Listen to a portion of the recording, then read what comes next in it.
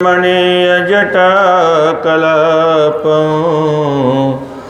गौरी निरन्तरविभूषितवामभागं नारायणप्रियमनङ्गमदापहारं वाराणसीपुरपतिं भज विश्वनाथं।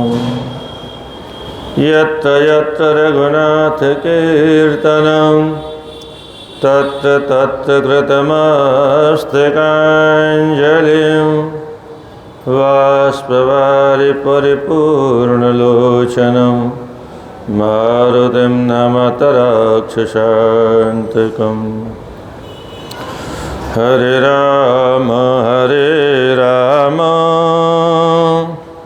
राम हरे हरे, हरे कृष्ण कृष्ण कृष्ण हरे हरे, हरे राम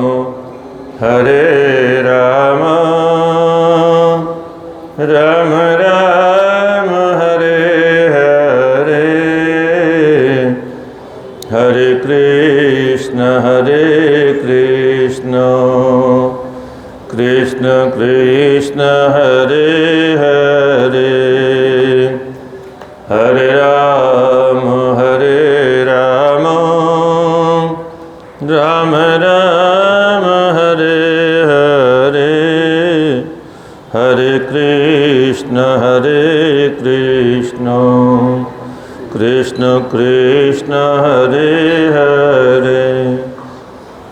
बोले जगन्नाथ भगवान की, श्री बद्रीनाथ भगवान की, श्री रंगनाथ भगवान की, श्री अयोध्यानाथ भगवान की, श्री विश्वनाथ भगवान की, श्री लक्ष्मी नारायण भगवान की, श्री हनुमतलाल जी महाराज की, श्री गंगा मैया की, श्री गौ माता की, सत्य सनातन धर्म की। नमः पार्वती पतये हर हर महादेव। परब्रह्म परमात्मा परमेश्वर की असीम अनुकंपा से हम आप मुक्ति प्रदान करने वाली इस काशी नगरी में बैठ करके काशी खंड पर यत् किंचित कथन और श्रवण करने का सौभाग्य प्राप्त कर अपने जीवन को धन्य बनाने का प्रयास कर रहे हैं। प्रातःकाल प्रातःकाल योग की बड़ी विशद चर्चा हुई 2 घंटे। योग क्या है, यम नियम आसन प्राणायाम प्रत्याहार धारणा ध्यान इत्यादि की बड़ी सुंदर व्याख्या हुई। योगी अपने योग साधना के द्वारा जब सिद्धि को प्राप्त कर लेता है तो उसका शरीर इतना हल्का हो जाता है, इतना सूक्ष्म हो जाता है, वह अपने शरीर का त्याग करके बाहर भी भ्रमण करने की क्षमता प्राप्त कर लेता है। आप लोगों ने सुना होगा शंकराचार्य जी के सामने जो भारत शास्त्रार्थ हुआ बिहार में मंडन मिश्र के यहाँ, तो पुराने ज़माने में माताएं तो पढ़ती नहीं थी, फिर भी भारती जो उनके धर्म पत्नी थी वही निर्णायक की भूमिका में थी। अब निर्णय कैसे करेगी बिना पढ़े लिखे विद्वानों के बीच का, तो 2 माला पहना दी दोनों को। बोली जो हारने लगेगा उसको क्रोध आने लगेगा, क्रोध आने लगेगा तो शरीर से गर्मी निकलने लगेगी और उसकी माला कुम्हला जाएगी और उसी से पता चल जाएगा कि ये हार रहे हैं। तो उसके पति देव ही हार गए। तो उसने स्वीकार कर लिया मेरे पति की हार हो गई, आप विजयी हो गए, तो बोले लिखो। वो लिखेंगे नहीं। क्यों? बोले अभी तो पति को हराया आपने, मुझे कहाँ हराया? मैं भी तो उनकी धर्म पत्नी हूँ, मुझे भी शास्त्रार्थ करने का अधिकार है। शंकराचार्य ने कहा चलो देवी तुम भी पूछो। अब उसने वो कोक शास्त्र के बारे में पूछ दिया, काम शास्त्र के बारे में। वो बेचारे अखंड ब्रह्मचारी, उनको क्या मालूम। अब चक्कर में पड़ गए और कहा देवी घबराओ मत, मैं 1 महीने बाद में आके शास्त्रार्थ करूँगा। एक अम्बरू नाम के राजा का शरीर शांत हो गया था, उसकी तमाम रानियां रो रही थीं। अपने शिष्य से कहा देखो मेरा शरीर यहाँ रखा हुआ है, इसकी सुरक्षा करना, क्योंकि शरीर नष्ट हो जाएगा तो दोबारा कहाँ प्रवेश करेंगे हम। पर काया प्रवेश ये योगियों की अद्भुत विधि अब कहाँ सब पुराने ज़माने की बातें रह गई। और अमरुक के शरीर में प्रवेश किया उन्होंने, मरे हुए राजा के शरीर में, और फिर महीनों तक रानियों के साथ में निवास किया और सारे रहस्य को जाना, और जानने के बाद में आकर के उस भारती को परास्त किया। तो ये परकाया प्रवेश अद्भुत कला होती थी। वही यहाँ संकेत में लिखा है, परकायम प्रविशति तिरस्याम भेति भाषितं दिव्यगंधम तनो धत्ते दिव्याम वाणी प्रवक्ति च।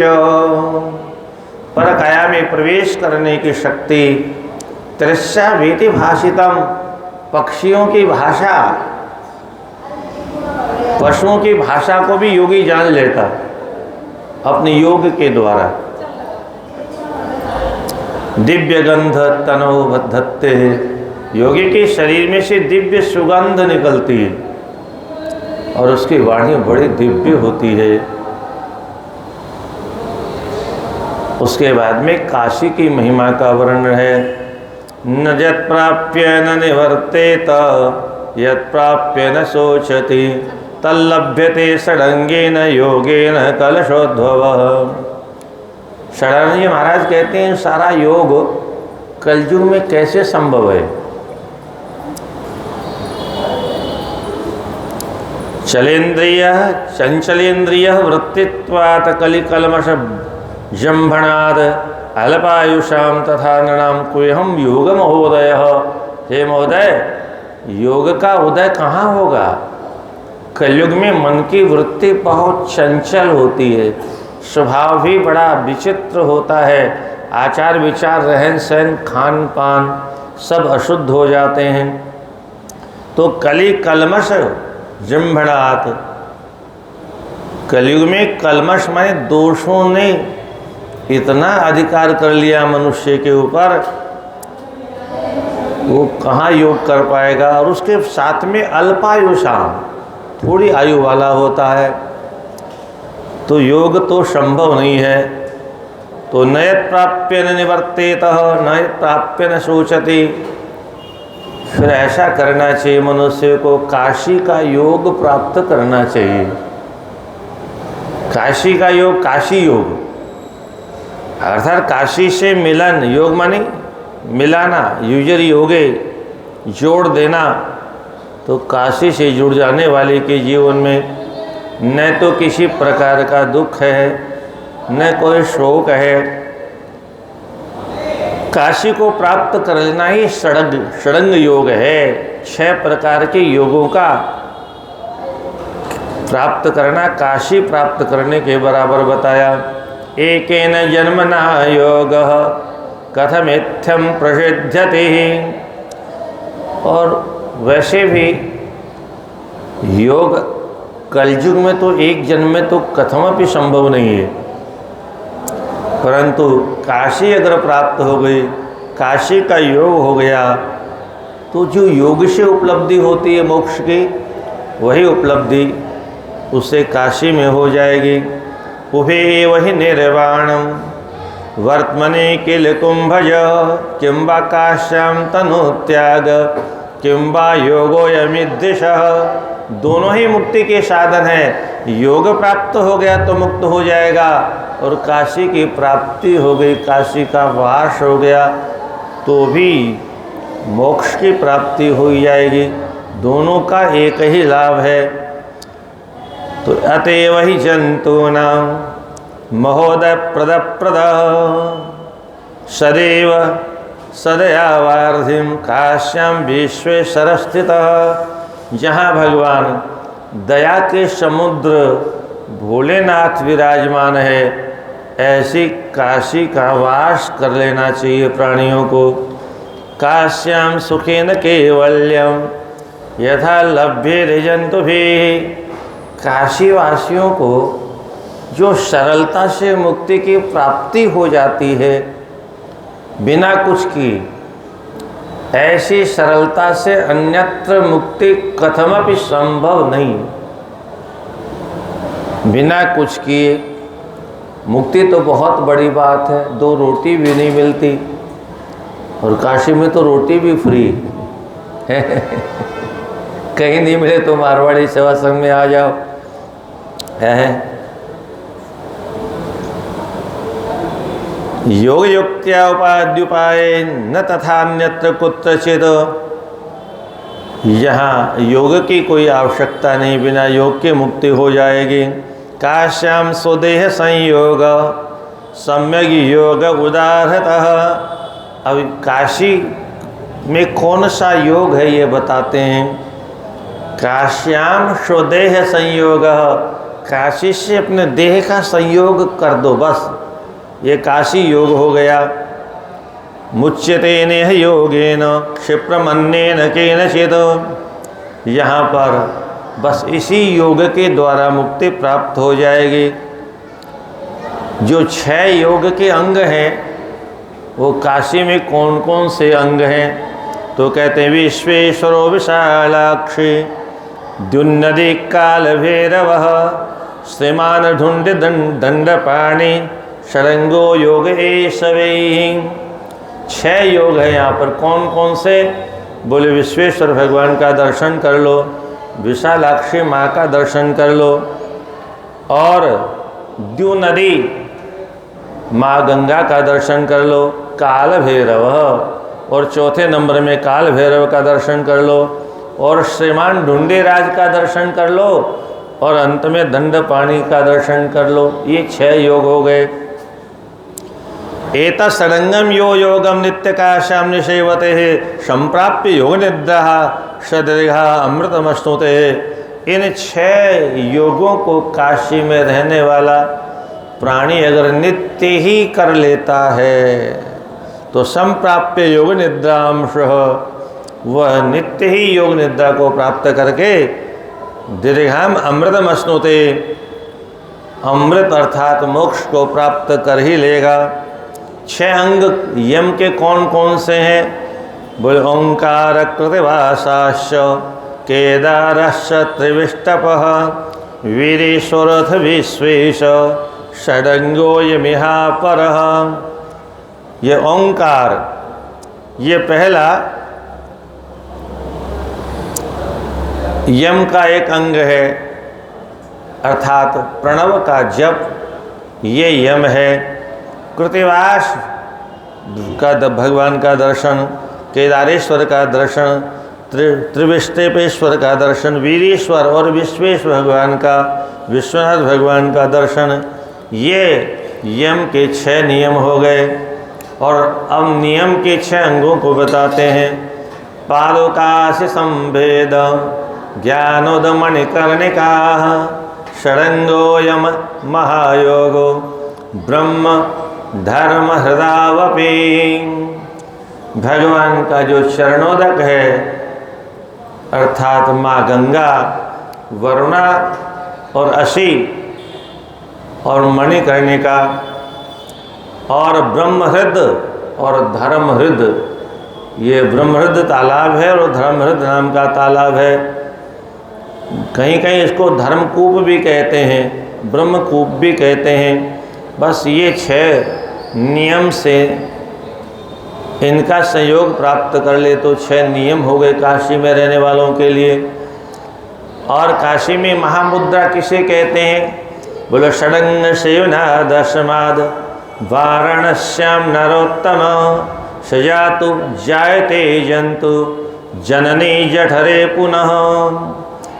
इन 6 अंगों का सेवन करने वाला नरों में उत्तम मनुष्य, श्रेष्ठ मनुष्य, जननी जठरे पुनः न जायते, माँ के जठर माने उदर में पुनः फिर प्रवेश नहीं होता, अर्थात उसका पुनर्जन्म नहीं होता। अब महामुद्रा इत्यादि के बारे में बता रहे। गंगा स्नानम महामुद्रा, गंगा में स्नान करना ही महामुद्रा। सभी प्रकार के पापों का विनाश करने वाली माँ गंगा। एतन मुद्रा कृता अभ्यास हो, इस मुद्रा का अर्थात गंगा में स्नान करने का जिसने अभ्यास कर लिया, मृतत्वम अवाप्नुयात, वह अमृतत्व अर्थात मोक्ष को प्राप्त कर लेगा। और खेचरी मुद्रा क्या है? कितनी सरल विधि बताई है। काशी वीथि सुसंचारो मुद्रा भवति खीचरी, जीव को लंबा करो, नस को काटो, उसको तालू में चढ़ाओ, और चंद्रमा की धार गिरे न गिरे पता नहीं, परंतु काशी की गलियों में घूमने मात्र से खेचरी मुद्रा सिद्ध हो जाती है। खेचरो जायते जन जन नूनम खेचरिया मुद्रयानया, इस खेचरी मुद्रा से मनुष्य खेचर हो जाता, अर्थात आकाश मार्ग से होता हुआ मोक्ष तक पहुंच जाता है। उडीय सर्वतोदेशा ध्यानम वाराणसीम प्रति, उड्डीय सर्वतो देशात, सभी देशों से उड़ करके काशी में प्रवेश कर जाए, ये उड्डयन बंध है, ये उड्डयनो महाबंध। ऐस मुक्ति प्रकल्पते, ये मुक्ति के लिए पर्याप्त है। जलंधर बंधन क्या है? बोलो जलस्य धारणम मूर्धनि, माँ गंगा के जल को अपने माथे पर धारण कर लो। और विश्वेश स्नान जन्मनः, भगवान भोलेनाथ का स्नान करवा दो। ईश जालंधरो बंध समस्त सुर दुर्लभ, ये जो जालंधर बंध है ये देवताओं के लिए भी बहुत दुर्लभ है, पर काशी वासियों के लिए सुलभ है। व्रतो विघ्न सते नापि यन्न काशीम त्यजे सुधि, सैकड़ों विघ्न आ जाए पर सुधि मानी सुंदर सुशोभना, धि बुद्धि यस्य सुधि, सुंदर जिसकी बुद्धि है। खराब बुद्धि वालों की बात करते नहीं हम, सुधि मानी जो सुधि जन है, ऐसे लोग काशी का त्याग नहीं करते। कितने भी विघ्न आ जाएं, सैकड़ों विघ्न आ जाए, मूल बंद, यही मूल बंद है। बस बांध करके हैं, कसम खा करके हमको तो यहीं रहना है। काशी ही मूल है, मोक्ष की मूल काशी है, इसी में बंध करके रहना है, यही मूल बंध जो है। स्मृतो एतद् दुख मूल निकृंतनः, ये दुख की जो जड़ है, काटने वाला, ये मूल बंध है। इति योग समाख्या, बस यही योग है। षडंगः समुद्रस्य मुक्तिश शुभाषितः, ये मुक्ति का ईश मानी स्वामी है जो षडंग योग है। इसलिए यावदेन्द्रिय वैकलव्यम, जब तक हमारी इंद्रियां मरने के लिए व्याकुल न हो जाएं। किसी मरने वाले व्यक्ति को देखा होगा आपने, कितना व्याकुल रहता हो है, उसकी इंद्रियां कैसी व्याकुल होती हैं, प्राणों के निकलते समय कितनी छटपटाहट होती है, कैसा मतलब विचित्र दशा हो जाती है उसकी, देखने लायक नहीं होती, सबको एक बार भय सा बैठ जाता है। तो ऐसा यावत इंद्रिय वैकलव्यम यावत व्याधिर न जायते, जब तक बीमारियां हमको जकड़ न लें। बुढ़ापी में ज़्यादा बीमारी होती है, जवानी में तो आदमी जवानी के बल पर उन बीमारियों को रोक लेता है, दवा देता है। वो एक कहावत है ना, गरीब की लुगाई गांव भर की भोजाई। बड़े घर वाले को कोई जल्दी भाभी नहीं कहता है, और गरीबनी को तो कोई कह देता है। ऐसे बुढ़ापे में मनुष्य का शरीर गरीब हो जाता है, मतलब कमज़ोर हो जाता है, और जब कमज़ोर हो जाता है तो सारे रोग हावी हो जाते हैं। फिर दवा ववा कोई काम नहीं करती है, तो शरीर में दम नहीं, ताकत नहीं है, नया खून बनता नहीं, पुराना खून खत्म हो गया। पुरानी ताकत हमने भोगों में समाप्त कर दी, नई शक्ति बनती नहीं है, सारा अंग प्रत्यंग शिथिल हो गया, जर्जर हो गया। ऐसी अवस्था में सारे रोग आकर के घर कर लेते हैं। बोलो जब तक सारे रोगों से शरीर जकड़ न जाए तब तक काशी में आकर के वास कर लेना चाहिए, नहीं तो यहाँ तक आने की समस्या पैदा हो जाएगी। क्योंकि आज की औलाद लेके आएगी कि नहीं आएगी गारंटी नहीं है। पहले 2-4 भाई होते थे तो एक आध भाई पिताजी की सेवा में भी रह लेता था, अब एक ही होता है। क्या क्या करेगा वो, उसको घरवाली की सेवा से ही फुर्सत नहीं है। उभर्यो योग और मध्य काशी योगोप्योत्तम। ये जो हठ योग है, खट योग है अथवा अष्टांग योग है, जो काशी का योग है, दोनों योगों के बीच में काशी योग श्रेष्ठ योग है। क्योंकि इसमें कुछ खर्चा नहीं करना है, कुछ मेहनत नहीं करनी है, बस संकल्प करना है, काशी पहुंचना है। तो काशी योगम समभ्यस्य प्राप्नुयाद योगम उत्तम। ये उत्तम योग प्राप्त हो गया। आधिव्याधि सहायन्या जर्या मृत्युलिंगया कालम विकटतो ज्ञात्वा काशीनाथम समाश्रयेत। बुढ़ापे में ही नहीं, जीवन तो, शरीर तो आदि और व्याधि का मंदिर है। एक पंक्ति आती है शास्त्रों में, शरीरम व्याधि मंदिरम, याद कर लीजिए, शरीरम व्याधि मंदिरम। ये शरीर तो बीमारियों का मंदिर माने घर है। मंदिर मंदिर प्रति कर शोधा, देखे जहता अगणित योधा। तो मंदिर का मतलब वहाँ मंदिर नहीं, लंका में मंदिर नहीं थे, घर थे। घरों को भी मंदिर कह करके संबोधित किया जाता है। तो जब तक, इसलिए संकेत करता है शास्त्र, शरीरम व्याधि मंदिरम, ये शरीर बीमारियों का घर है। तो आदि व्याधि सहायन्य, इनकी सहायता करने वाली जरा, बुढ़ापा जब तक नहीं आ जाए, जो मृत्युलिंगया, आहा, बुढ़ापा आ गया तो मृत्यु के चिन्ह प्रकट हो गए। बुढ़ापा क्या है? ये मृत्यु की सूचना देने वाला। और अब भी अगर किसी को सूचना नहीं मिली तो इससे बड़ा दुर्भाग्य और कुछ भी नहीं हो सकता है। काशीनाथम समाश्रित्य कुतः काल भयम नृणाम। काशीनाथ भगवान के आश्रम में आने के बाद काल का भय करने की जरूरत नहीं है।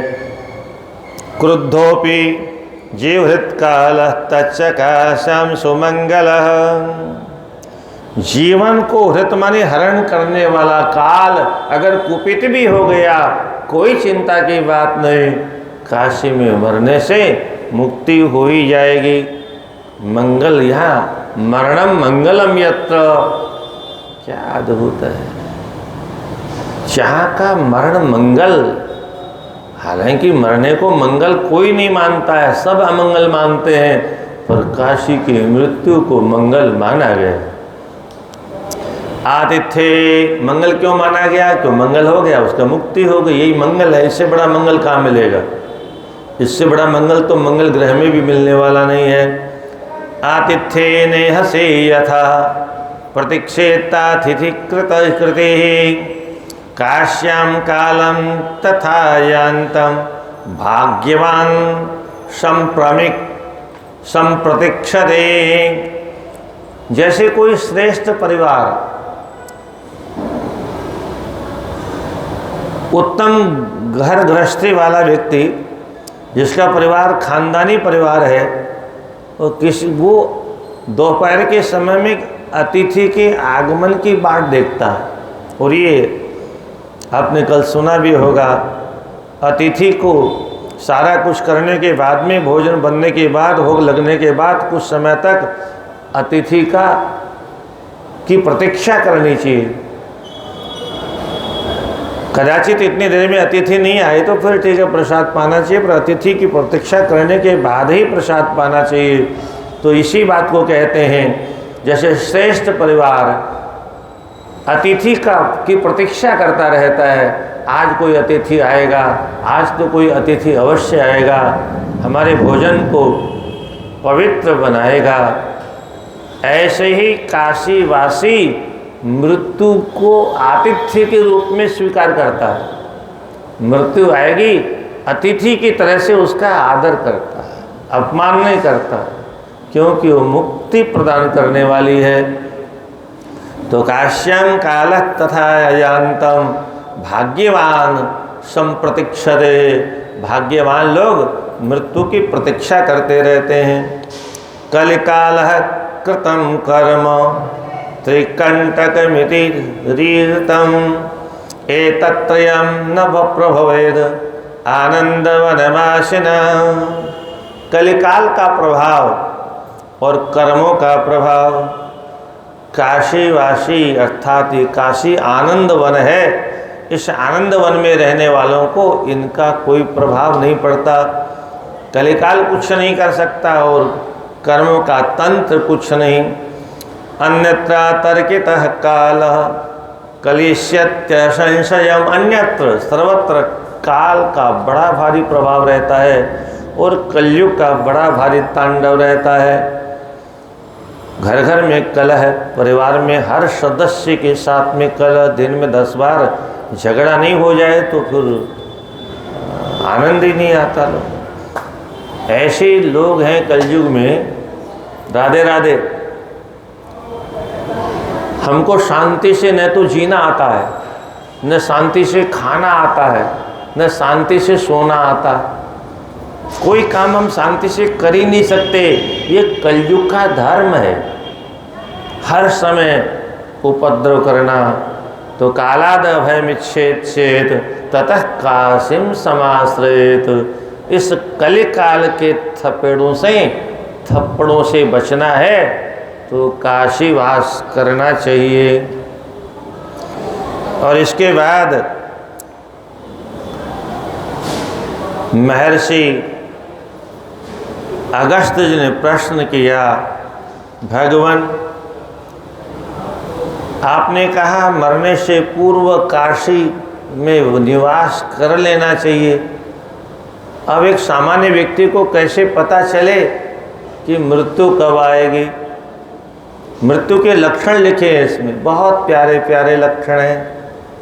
और वो इसीलिए लिखे हैं कि इतने लक्षणों में से एक भी लक्षण अगर हमको दिखाई दे जाए तो समझ लेना इतने दिन में हमारी लीला पूरी होने वाली है। और उतने ही समय में उस काशी की तैयारी कर लेनी चाहिए। राधे राधे। क्योंकि अब 6 महीने 2 महीने जब रह गए तो फिर क्या करना है घर में? घर तो छोड़ना ही पड़ेगा ना 6 महीने बाद में, या नहीं छोड़ना पड़ेगा? लोग जबरदस्ती उठा के ले जाएंगे। हम नहीं छोड़ेंगे तो क्या फर्क पड़ता? हम आटी पार्टी लेकर के सो जाएंगे तो लोग उठा के ले जाएंगे, घर में रहने नहीं देंगे। तो ऐसी अवस्था में पता चल जाए मनुष्य को और वो काशी जाने का संकल्प करके, सब त्यागने का संकल्प करके काशी की ओर प्रस्थान कर दे। इसलिए आप बताइए कि मृत्यु के लक्षण कौन कौन से हैं? कथम निकटतः कालो ज्ञायते हरनंदन तानि चिन्नानि कतिचित ब्रूहि में परिपृच्छतः। आप बताइए भगवान। कुमार उवाच वदामि काल चिन्नानि, बहुत ध्यान से सुनिए एक एक शब्द को।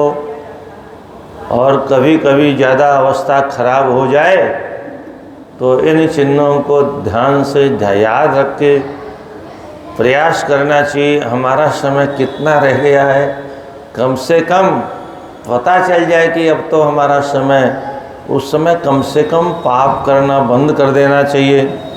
वदामि काल चिन्नानि जायन्ते यानि देहिनां मृत्यो निकटमापन्ने मुने तानि निशामय।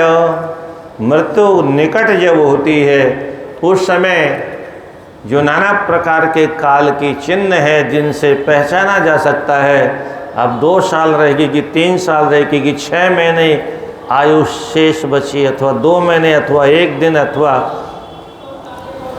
इन चिन्हों को सुनो। मैं सुनाने जा रहा हूँ।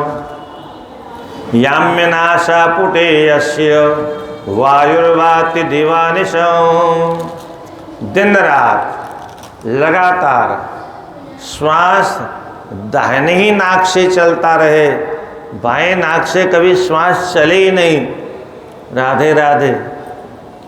तो अखंडमेव तस्यायुः क्षत्य अब्दत्रेण ही। तो मान लेना चाहिए अब 3 वर्ष ही उसकी आयु अवशिष्ट बची है। 3 वर्ष बाद में उसकी विदा हो ही जाएगी।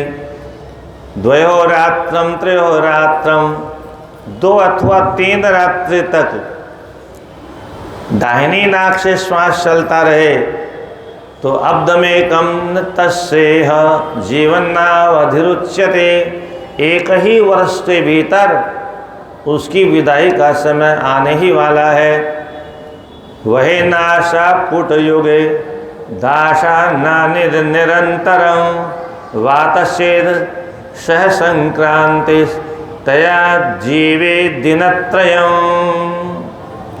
लगातार श्वास दाहिने और बाएं दोनों से लगातार चलती रहे और लगभग 10 निरंतरम 10 दिनों तक लगातार दोनों नाड़ियों से श्वास चले तो संभल लेना अब उसका जीवन ज़्यादा नहीं रह गया।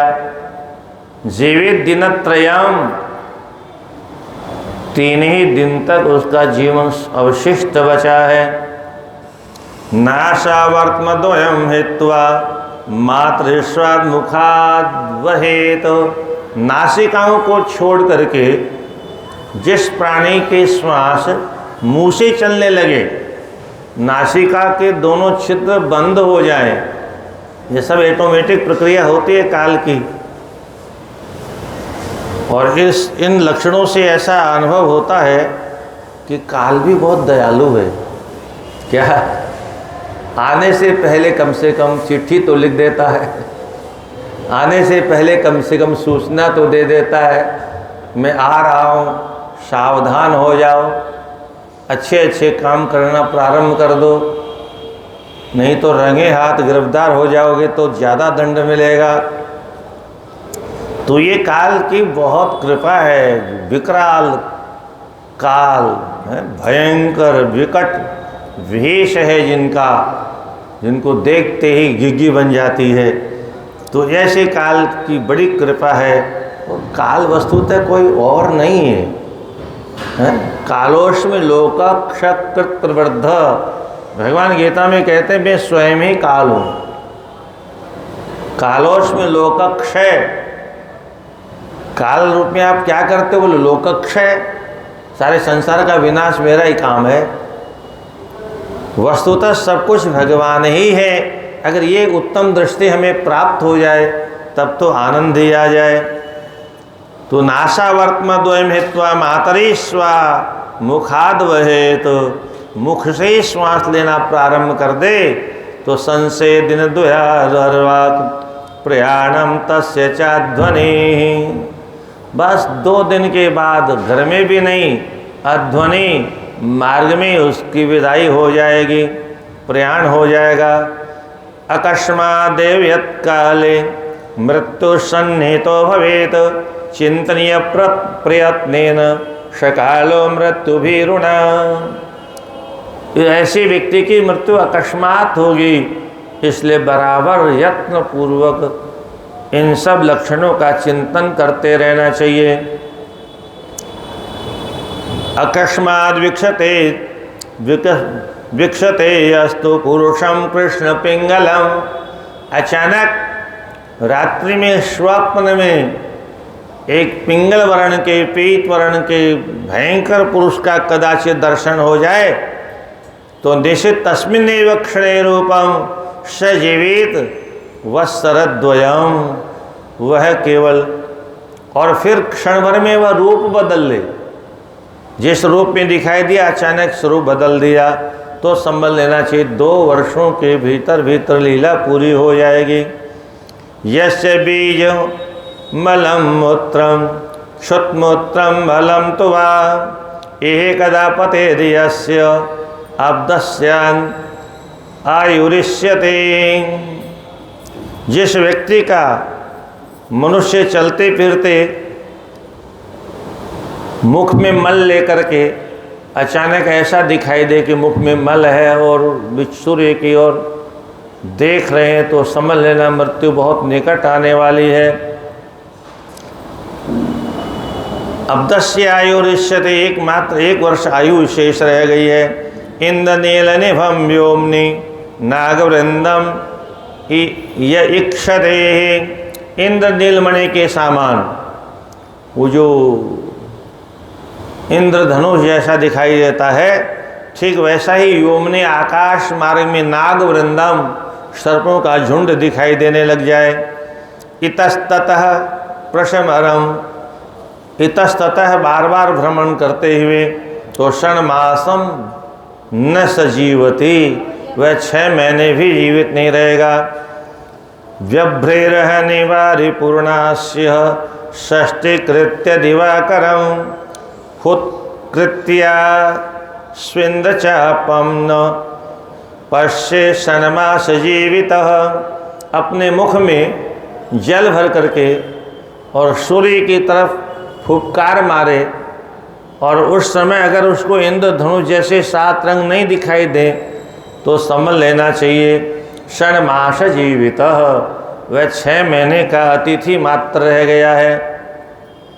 अरुंधति ध्रुवस्येव विष्णु त्रीणि पदानि च। अरुंधति तारा होता है, सुबह उठते समय ब्राह्म मुहूर्त में पूर्व में दिखाई देता है। तो अरुंधति तारा अथवा ध्रुव तारा जो उत्तर दिशा में होता है, सप्तऋषि जिसकी परिक्रमा करते रहते हैं, उसी के आसपास कहीं 7 तारे एक साथ दिखाई दे तो समझ लेना ये सप्तऋषि मंडल है। तो ध्रुव तारा नहीं दिखाई दे, अरुंधति तारा नहीं दिखाई दे और विष्णु पद न दिखाई दे तो समझ लेना आसन मृत्युनो पश्येद चतुर्थम मातृमंडलम, और मातृमंडल भी नहीं दिखाई दे तो बस पश्ये चतुर्थम, बस चतुर्थ दिन के मात्र शेष रह गए हैं। और इसी प्रकार से वेत्ति नीलादि वर्णस्य कट्वम लादि रसस्य ही, भोजन का रस ठीक ठीक पता न चले, लवण खाएं तो उस पता नहीं चले कैसा रस है उसका। ऐसा जीव में ऐसी स्थिति हो जाए, खा कुछ रहे और उसका विपरीत रस की अनुभूति हो रही है, तब समझ लीजिए अक्षमाद अन्यथा भावम षण्मासे समृत्यु भाग, 6 महीने के अंदर अंदर वह विदा होने वाला है।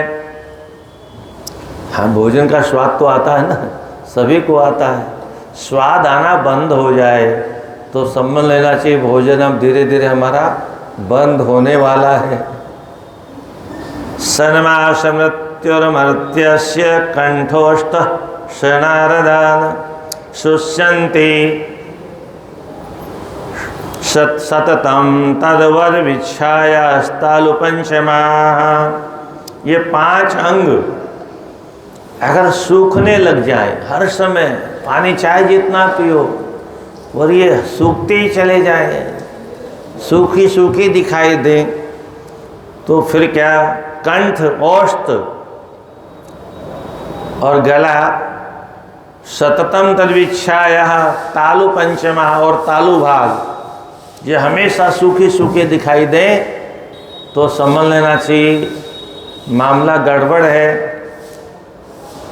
जल्दी विदाई होने वाली है। रेत करंजो अपने तीज का रंग बदल जाए तो समझ लेना 6 मास मात्र शेष रह गया है। संप्रवृत्ते निधुवने मध्यन्ते क्षोति चेत नरः निश्चितं पंचमे मासि धर्मराजा अतिथिर्भवेत्।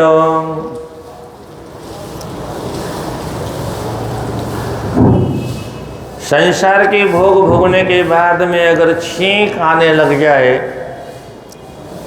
अनवरत छींक आने लगे तो समझ लेना अब धर्मराज 6 महीने के 5 महीने के अंदर अंदर हमारे घर में अतिथि के रूप में पधारने वाले हैं। द्रुतमारो यश शरढ़स्त्रिवर्णो यस्य मस्तके, जिसके मस्तिष्क के ऊपर गिरगिट बार बार इधर से उधर आकर के कूदे, बार बार ऊपर से नीचे निकल जाए, प्रयाति याति जाए और आए, तस्य आयु षण्मासमेव परीक्षण, केवल 6 महीने की आयु उसकी अवशिष्ट रह गई है। शुष्णातस्यापि यस्याशुः हृदयं परिशुष्यति चरणो च करो वापि त्रिमासम यस्य जीवितम, अभी स्नान किया है और तुरंत छाती का पानी सूख जाए, हाथों का पानी सूख जाए, पैरों का पानी सूख जाए तो 3 महीने मात्र इस दुनिया का दर्शन और करेगा। प्रतिबिंब भवेद यस्य पदखंड पदाकृति पांशो वा कृतमेवापि पंचमासान् सजीवति। अपने छाया में अगर छिद्र दिखाई देने लगे, क्या छाया तो पड़ती है, छाया में छेद दिखाई देने लगे, जैसे खिड़की में से रोशनी आती है ऐसे ही उसमें से भी रोशनी का प्रकाश इधर उधर दिखाई देने लगे। और पदखंड पदांकृति, किसी कीचड़ में पैर सना हो अथवा मट्टी में पैर रखने के बाद वो पैर अगर खंडित हो जाए, 2 टुकड़ों में 4 टुकड़ों में विभक्त हो जाए तो समझ लेना चाहिए पंचमासान् सजीवति, वो 5 महीने और धरती पर विराजमान रहेंगे। और छाया प्रकंपते यस्य देह बंधे पे निश्चले, शरीर को बांध देने के बाद में भी छाया कांपने लग जाए, शरीर नहीं कांप रहा है, छाया कंपकपी कर रही, छाया में कंपकपी हो रही है। कृतांत दूता बदनंती चतुर्थे मासी तम नरम, ऐसे व्यक्ति को 4थे महीने में आकर के यम के दूत बांध लेते हैं। निजस्य प्रतिबिंबस्य निराज्य मुकुरादिशो, अपनी छाया तो दिखाई दे पर छाया पर खोपड़ी गायब हो जाए। क्या? अपने शरीर की छाया से मस्तिष्क गायब। मुकुरादिशो, मुख इत्यादि गायब नहीं दिखाई देता है तो उत्तम अंगम यह स्पश्येत समासीन विनश्यति, बस 1 महीने की आतिथ्य और है धरती पर। मतिभ्रंशे स्खलेद वाणी, बुद्धि काम नहीं करती, कुछ भी याद नहीं रहता, अर्धविक्षिप्त जैसा जीवन हो जाए। और स्खलित वाणी, बोल कुछ रहा है निकल कुछ रहा है, बिना लकवे के, लकवा में जो वाणी हो जाती है वैसी वाणी बोलने लगे।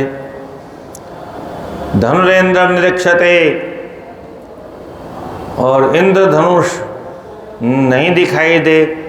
और रात्रो चंद्रद्वयश्यापि, और रात्रि में 2 चंद्रमा दिखाई देने लगे। दिवाशो दो च दिवा करो, दिन में 2 सूर्य दिखाई देने लगे। दिवा च तारका चक्रम, और दिन में आकाश में तारा मंडल चम चम चम चम चमकने लगे। दिन दहाड़े रात्रि का सदृश्य उपस्थित हो जाए। रात्रो व्योम वितारकम, और रात्रि में आकाश में से तारे गायब हो जाए तो दिन में आगे रात में कहाँ से दिखाई देंगे?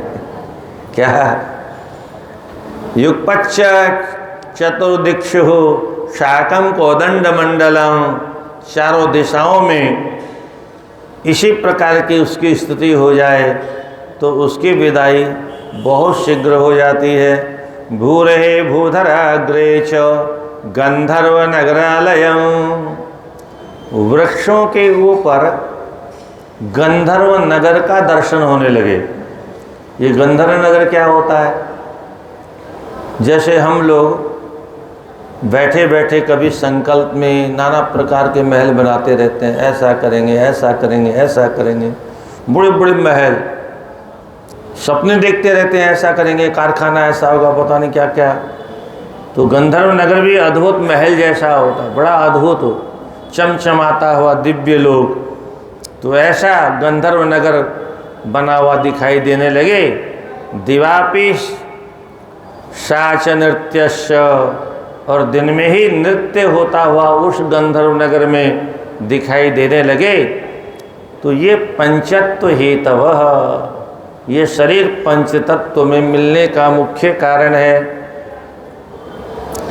सर्वेष्वेतेषु चिन्हेषु यदि एकमपि वीक्षते, इन इतने चिन्हों में से अगर एक भी कोई चिन्ह जीवन में दिखाई देने लगे तो तदा मासावधि मृत्यु प्रतीक्षेन चाधिकम, तो समझ लेना चाहिए 1 मास पर्यंत आयु शेष रह गई है, अधिक नहीं है।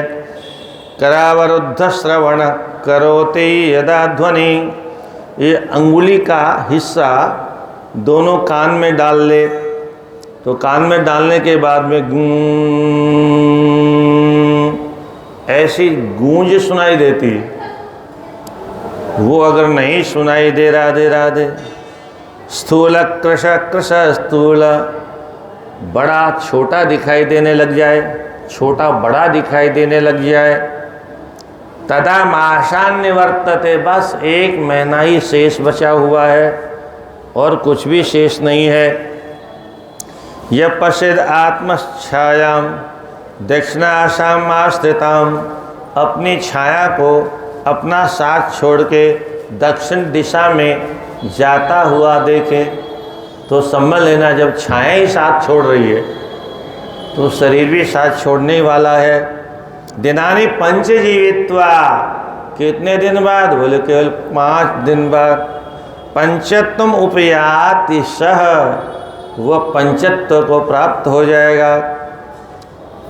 प्रोह्यते भक्षते वापि पिशाचासुरवायसे, खाते पीते समय पिशाचों का दर्शन होने लगे, असुरों का दर्शन होने लगे, और वायसे अर्थात कुओं का दर्शन होने लगे। भूते प्रेते स्वभि, भूत प्रेत कुत्ते गीध गोमायु खर शूकरे, गधे और शुअर दिखाई देने लगे, गोमायु श्रृगाल इत्यादि दिखाई देने लगे। सार्वे करभे कीशे सेन, सेन बाज पक्षी, और श्वेतरे बके बगुला, और स्वप्ने च जीवतन त्यक्त्वा वर्षांते अमिक्षते, बस 1 वर्ष मात्र में विदाई तय हो गई है। गंध पुष्पांशु के शौने स्वाम तनुभूषिताम नरः, लाल लाल पुष्पों से स्वप्न में अपना श्रृंगार किया हुआ देखे तो समझ लेना विदाई का निमंत्रण आ गया है। यह पश्चे स्वप्न समय स 8 मासान नित्य हो, वो 8 महीने का अतिथि धरती पर विद्यमान होकर रहेगा। पांशुराशेंच वल्मीकम योपदंड मथापि वा। स्वप्न में दीमक, वल्मीक अर्थात दीमक दिखाई देने लगे अथवा योपदंड दिखाई देने लगे, खंबा दिखाई देने लगे। सो अधिरोहति, और वह उस पर यह अधिरोहति ऊपर चढ़ता है, उसके तो ऐसा समझ लेना चाहिए। षष्ठे मासी न नश्यति, वह 6 महीने के भीतर भीतर नष्ट हो जाएगा शरीर। राशभारूढ़मात्मानं तेलाभ्यक्तं मंडितं, शरीर पूरा तेल से तरबतर है, मानो कुंड में नहा के आ रहा हो, तेल की नदी में स्नान किया हो, और गधे पर बैठा हुआ। और नियमानम यमाशाम, यह यमराज की आशा मानी दिशा कौन सी? दक्षिण दिशा, उस दक्षिण दिशा में जा रहा हो। स्वप्ने पश्यति स्वपूर्वजान, और स्वप्न में अपने लिए नहीं लिख रहे हैं ये, अपने पूर्वजों को शरीर में तेल लगा करके गधे पर बैठ करके दक्षिण दिशा में जाता हुआ देखे तो ये बहुत बड़ा अपशकुन है। और क्या क्या देखे? बोले सोमोलो स्वतनो वापि यपसे स्वप्न गौणरः तृणानि शुष्काष्टानि षष्ठे मासी न तिष्ठति। समोलो, अपने मस्तिष्क के ऊपर अपना तन अथवा घास फूस दिखाई दे, तिनके दिखाई दे, काष्ठ दिखाई दे, लकड़ी दिखाई दे रखी हुई, तो षष्ठे मासी न तिष्ठति, वह 6ठे मास में धरती पर नहीं रहेगा। लोह दंड धरम कृष्णम पुरुषम कृष्णवाससम, लोहे का दंड हाथ में दिखाई दे और काले वस्त्र पहने हुए कोई पुरुष दिखाई दे।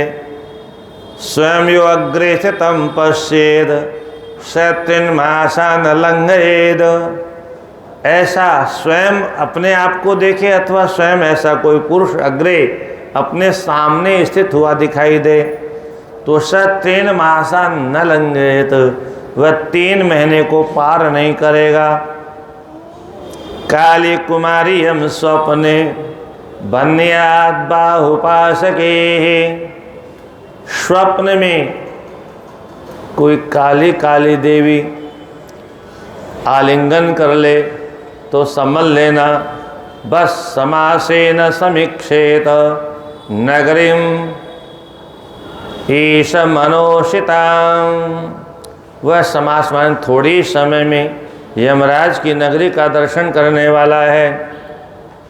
नरो यो वानर वानरारूढ़ो यायात प्राचीदिशम स्वप्नम, स्वप्न में बंदर के ऊपर बैठ करके जो पूर्व दिशा की ओर जा रहा हो तो दिनेश पंचभीरेव पश्ये शैमनीम पुरीम, वह 5 दिन के भीतर भीतर यमराज की पुरी का दर्शन करने का सौभाग्य प्राप्त करने वाला है। कितनी सुविधा कर रखी है हमारे लिए शास्त्रों है कि मरने से पहले कुछ तो अच्छा काम कर ले, मरने से पहले कुछ तो अच्छा काम कर ले है। एक कोई सज्जन बड़े धनिक थे, घर वाले भी कुछ कहते थे, विशेष करके धर्म पत्नी, बेटे तो जल्दी दान पुण्य की बात करते नहीं क्योंकि उनका तो नुकसान होता है। क्या है, कुछ मित्र लोग संकेत करने में कभी कभी कह देते हैं कुछ तो करो, इतना सब क्या करोगे। तो बोले, कहता था सब मेरे हाथ में, चिंता मत करो, सब मेरे हाथ में, ताज़ा ताज़ा करूँगा। ताज़ा ताज़ा मतलब मरने से पहले करूँगा। अब मरने की पहले की गारंटी किसके पास है? गारंटी कार्ड तो हम लेके आए नहीं। करेंगे करेंगे, मरने से पहले ताज़ा ताज़ा, जब जाएंगे तो ताज़ा ताज़ा मिलेगा वहाँ पर। नहीं, ऊपर वाला हो सकता है भूल जाए। लोग कितने चालाक होते हैं, ताज़ा ताज़ा।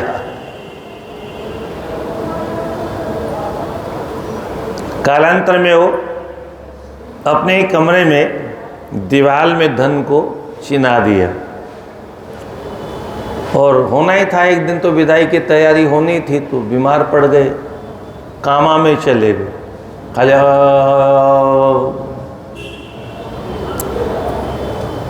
मित्रों को पता चला, मित्रों ने कहा बहुत कंजूस है, अपने हाथों से चलो कुछ करवा दें उसको मरने से पहले।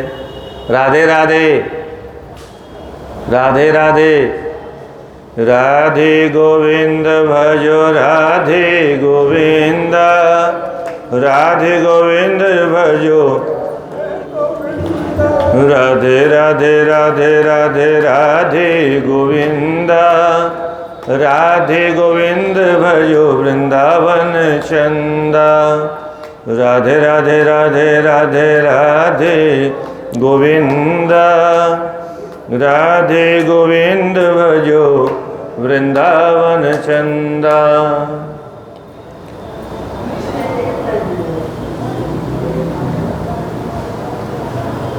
इतनी अच्छी नींद और बाहर नहीं आती होगी कहीं, जितनी कथा में आती है।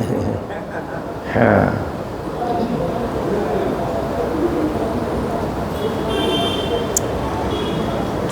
तो आए मित्र लोग और बोले भाई क्या हाल है? अरे तुम जो दान पुण्य कर रहे थे उसका क्या हुआ? कहे थोड़ा दीवार की तरफ ऐसे हाथ करे, मतलब संकेत में कहे कि ये इसमें रखा है, कर दो कुछ। अब वो बेचारे समझे नहीं, उनको क्या मालूम क्या कर रहे हैं। उन्होंने उनके बेटों को बुलाया, बोले बेट, अरे छोरे इधर आओ, ये तुम्हारे पापा इधर बार बार क्या कर रहे हैं? जब इनको दान करने के लिए कहते हैं, धर्म करने के लिए कहते हैं, गौदान करने को कहते हैं, तो इधर बार बार हाथ क्यों करते हैं? उन्होंने कहा कहीं मामला खुल न जाए कि यही माल रखा है, हमारा तो सब सुपड़ा साफ हो जाएगा, दिवाला निकल जाएगा हमारा। तो बोले बाबूजी कह रहे हैं अब कहाँ रखा है? जो था वो तो इसी मकान में लगा दिया। क्या? जो था वो इसमें लग गया, अब कहाँ बाकी कुछ बचा है? वो बता रहे थे इसमें रखा है, निकाल के दान कर दो। और बेटे कहेंगे दान कर देंगे तो हम तो कंगाल हो जाएंगे। इसलिए अपने हाथों से जो कर दो सो कर दो, मरने के बाद तो कोई तर्पण भी नहीं करेगा कि नहीं करेगा पता नहीं। जमाना इतना खराब है, समय इतना खराब है, इसलिए जो कुछ करना हो, तीर्थ व्रत भी करना हो तो अपनी जवानी में कर डालो। बुढ़ापे में शरीर ही साथ नहीं देगा तो करेंगे क्या है? इसलिए जो कुछ करना हो अपने सामर्थ्य रहते रहते, शरीर में सामर्थ्य हो उस समय, जेब में सामर्थ्य हो उस समय, मुट्ठी में सामर्थ्य हो उस समय, बटुआ में सामर्थ्य उस समय। अब जब खटिया पकड़ लेंगे तब तो हम स्वयं पराधीन हो जाएंगे। और खटिया भी नहीं भी पकड़ें, और आजकल तो वृद्ध होते ही सारा सूत्र बेटे बहुओं के हाथ में आ जाता है। बेटा कदाचित चाहे भी कुछ करना तो गृह मंत्री से आज्ञा लेनी पड़ती है। गृह मंत्री घर की मालकिन जब तक उस इशारा नहीं कर दे, मजाक है। क्या करे बेचारा, उसका दोष नहीं है। इधर जाए तो कुआं, इधर जाए तो खाई, दोनों के बीच में आदमी की आफत आई। क्या? अब वो कहती है तुम निर्णय कर लो, उधर रहना है कि इधर रहना है? खेल के दो पाले हैं, उधर रह के खेलोगे कि इधर रह के खेलोगे। अब उसके सामने बड़ी समस्या है। माता पिता ने जन्म दिया है, वो जानता है इनका ऋण है हमारे ऊपर। अंतिम में वो निर्णय क्या करता है, बोले ये तो एक दिन मर जाएंगे, मुझे तो रोटी यही देगी। अंतिम में फिर वो उधर के पाले को छोड़ के इधर के पाले में आ जाता है। उसकी अपनी मजबूरी है, नहीं तो उसका घर बिगड़ जाएगा। तो बुढ़ों का साथ देने से घर नहीं चलता, इसलिए आजकल लोग इतनी दम है नहीं उनके अंदर है, श्रवण कुमार की तरह से धक्का दे करके है खुद सेवा करें। इतनी सामर्थ्य आज किसी में, इतनी भाव, इतनी भक्ति, इतनी श्रद्धा अब किसी में रहा नहीं। क्यों नहीं रहा? फिर वही आपसे कहूँगा, शास्त्रों को हमने नहीं पढ़ा, इसलिए हमको ज्ञान ही नहीं है कि माता पिता के प्रति हमारा कर्तव्य क्या है। जो कह रहे हैं हमको तो अपने बच्चे पालने। अरे तुम भी तो किसी के बच्चे थे हैं? उनके बारे में भी तो सोचो जिन्होंने अपने बच्चों को पाला। आज तुम्हें खाली अपने बच्चे दिखाई दे रहे हैं। वृद्धावस्था में माता पिता भी बच्चे जैसे ही हो जाते हैं, पर अपने बच्चे तो उनको दिखाई देते हैं, पर बाकी दिखाई। हम बच्चे कैसे पालते हैं, कभी कभी ये बैठ के चिंतन करना चाहिए।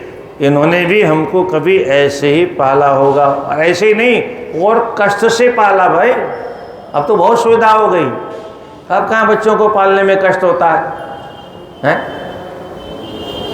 कष्ट तो उस जमाने में होता जब पोतड़े भी नहीं होते थे क्या। और हम तो, हमारा एक वाली परंपरा नहीं थी, हर घर में 8-10 बच्चे होते थे। सुविधाएं किसी प्रकार की नहीं थी, फिर भी एक माँ अपने परिवार का बहुत अच्छे तरह से पालन पोषण कर लेती थी। और एक मम्मी के पास में हम दो हमारा एक, बस इतनी ताकत है। माँ होती तो शायद कुछ ताकत रहती। और एक और कारण है, पहले माताएं एक एक पिप्पा घी भी खाती थी, उसकी भी ताकत होती थी। अब चाय बिस्कुट की औलाद है बेचारी, क्या वो चाय बिस्कुट की औलाद क्या करे, कहाँ से लाए ताकत। और सब कुछ खान पान सब बिगड़ गया, किसी में शक्ति रही नहीं। हर चीज़ में जहर जहर जहर जहर जहर, गेहूँ में जहर, चावल में जहर, सेव संतरा में जहर, कुछ भी ले लो सब में जहर भरा हुआ है। दूध में जहर, आप कहोगे दूध में जहर कहाँ से आया? जो चरी आती है ना गाय जो खाती है, उसमें यूरिया डालते हैं उसको बढ़ाने के लिए। घास में जहर है, दूध भी शुद्ध नहीं है, कुछ भी शुद्ध नहीं है। मनुष्य को शुद्ध खान पान मिलेगा ही नहीं तो उसकी बुद्धि शुद्ध कैसे होगी? जैसा खाए अन्न वैसा हो। जहरीले पदार्थों को खाने के कारण प्रत्येक व्यक्ति के मन, बुद्धि और विचारों में जहर ही जहर भर गया। हर समय जहरीली बात करता, शांति की बात आती नहीं। तो बाद में कोई क्या करेगा क्या नहीं करेगा। संतान को योग्य बनाना ये माता पिता का धर्म है, ये कर्तव्य है हमारा, वो करना चाहिए। पर उनको योग्य बनाने के बाद में उसी में चिपक के रहना और फिर कहना क्या करें महाराज हम तो गृहस्थ हैं। अरे हम काहे के गृहस्थ हैं भाई? अब गृहस्थी बच्चों की है, हमारी कोई गृहस्थी नहीं है। अब जबरदस्ती मोह ममता में फंसे होने वालों के लिए कोई इलाज नहीं है। मान न मान मैं तेरा मेहमान, ऐसा युग आ गया। इक्का दुक्का परिवार छोड़ के तो मैं कहता नहीं, बाकी कोई चाहता ही नहीं कि बुढ़ा बूढ़ी घर में रहे। राधे राधे। कोई चाहता ही नहीं।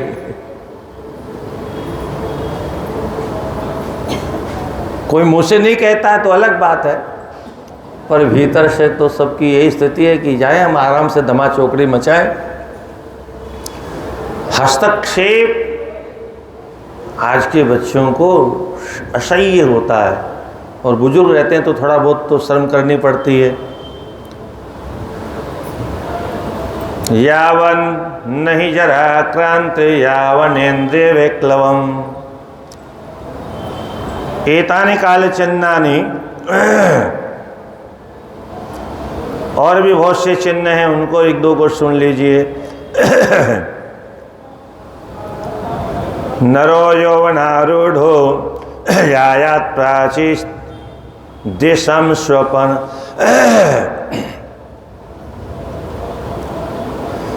नरो यौवनारूढ़ो, बंदर पर आरूढ़ होकर के पश्चिम दिशा में जाने वाला है तो 5 दिन में उसकी विदाई हो जाएगी।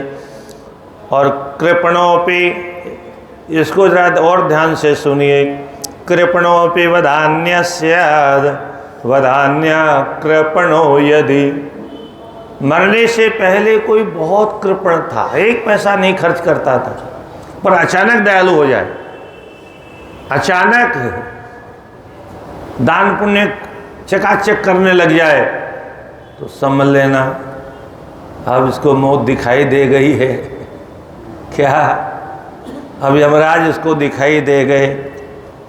और वदान्य कृपणो यदि, बहुत बड़ा दयालु है, दाता है, अचानक कंजूस हो गया, दोनों है, कंजूस दानी हो जाए और जो दानी था वो कंजूस हो जाए। कृपणो विवदान्य स्याद वदान्य कृपणो यदि प्रकृति ही विकृति से स्यात्। प्रकृति माने स्वभाव में अगर विकृति आ गई, स्वभाव अचानक बदल जाए, इसके अलावा भी इसको आप समझ सकते हैं, केवल दान पुण्य करने वाली बात नहीं है। जैसा स्वभाव होता है उस स्वभाव में भी अचानक परिवर्तन आ जाए तो समझ लेना चाहिए। पंचत्व मृच्छति, वह अब पंच तत्व में मिलने वाला है।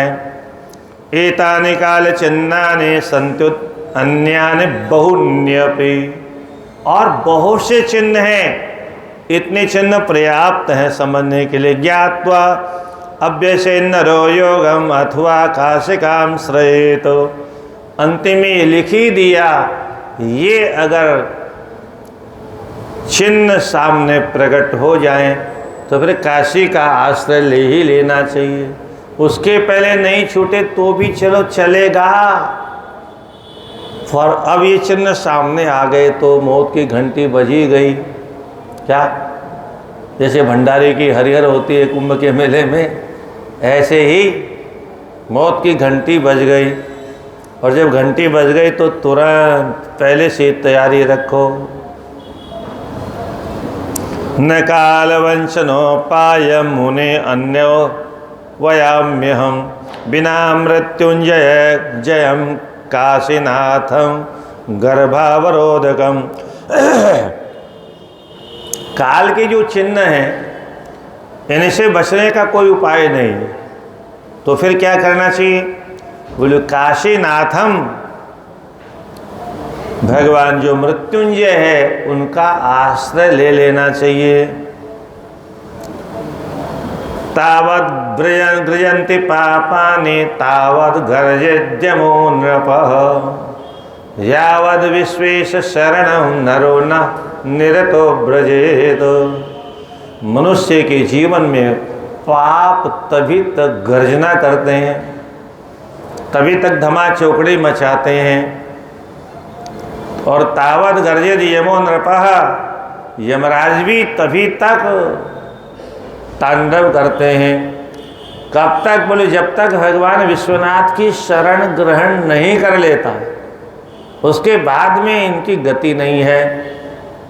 प्राप्त विश्वेश, अभी घरों में क्या होता है, 2 बच्चे छोटे छोटे होते हैं, आपस में लड़ते हैं, तो छोटे वाला जाकर के क्या करता है, माता पिता की गोद में घुस जाता है, अब उसकी वहाँ गति नहीं है। क्या? अब उस मारने वाले की वहाँ पर गति नहीं है। बचने के लिए क्या करना चाहिए? सामान्य संसार में हम जैसा करते हैं ऐसा ही परमार्थ में भी करना चाहिए, आध्यात्मिक जगत में भी ऐसा ही करना चाहिए। सामान्य रूप में माता पिता की गोद में भागते हैं और अंतिम समय त्वमेव माता च पिता त्वमेव त्वमेव, ये जो रोज गाते रहते हैं क्या काम आएगा? है केवल गाने के लिए? कम से कम जीवन में तो गा लिया, अंतिम समय तो अपना लेना चाहिए कि दुनिया वालों ने त्याग दिया तो कम से कम उन्हीं से पूछ ले, उन्हीं की शरण में चले जाए जिनको जीवन भर गाते रहे। मानते तो इधर रहे पर गाते उधर रहे। क्या? उधर गा करके इधर मानते रहे, तुम मेरा है, तू मेरा है, तू मेरा है, तू मेरा है, तू मेरा है।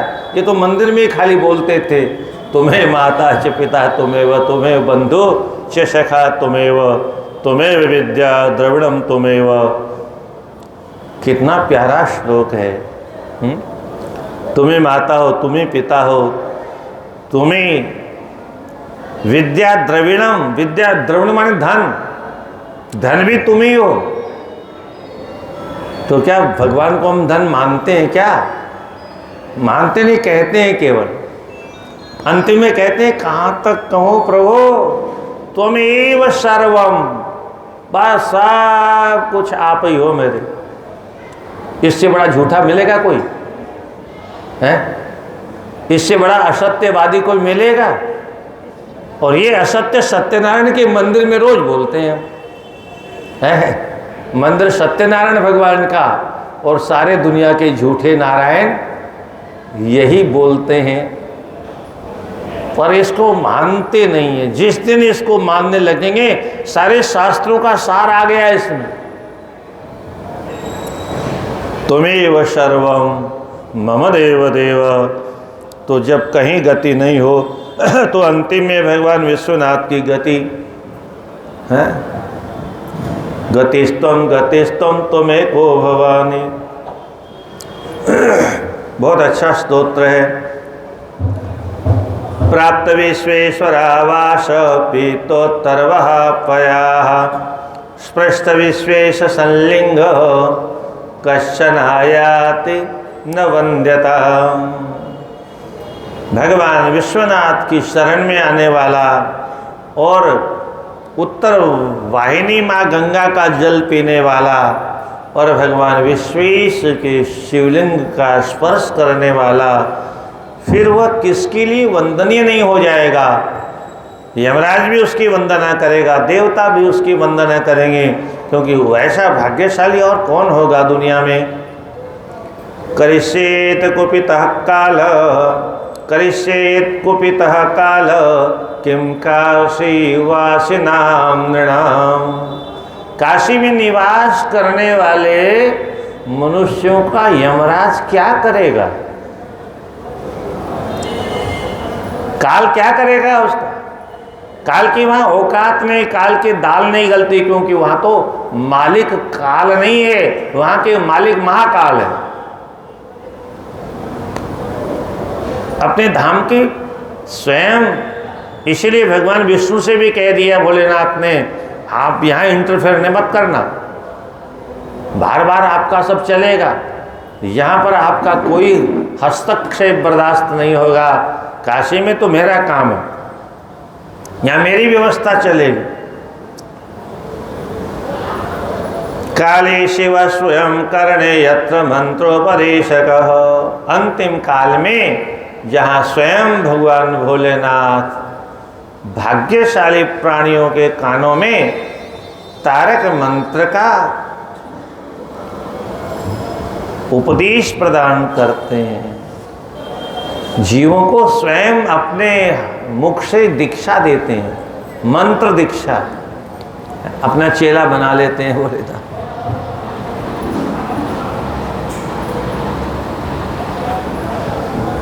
यथा प्रयाति शिशुता कौमारंच यथा गतः। अच्छा, मरने से कहते हैं डरना नहीं चाहिए।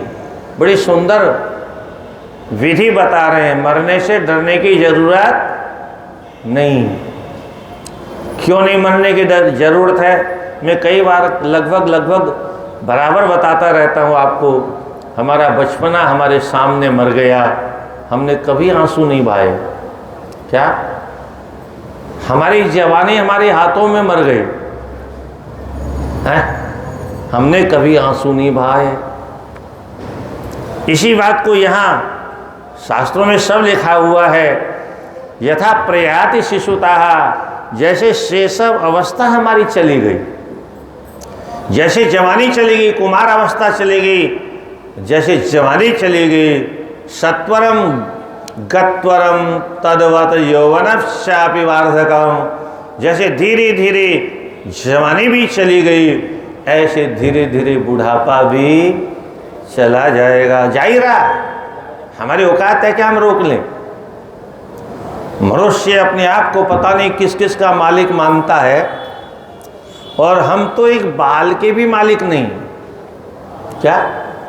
मनुष्य एक बाल का भी मालिक नहीं है, खाल का भी मालिक नहीं है, अपनी चाल का भी मालिक नहीं है, अपने गाल का भी मालिक नहीं है। सब धोखा दे जाते हैं, गाल भी पिचक जाते हैं, बाल भी सफ़ेद हो जाते हैं, चाल भी डगमग डगमग होने लगती है। क्या?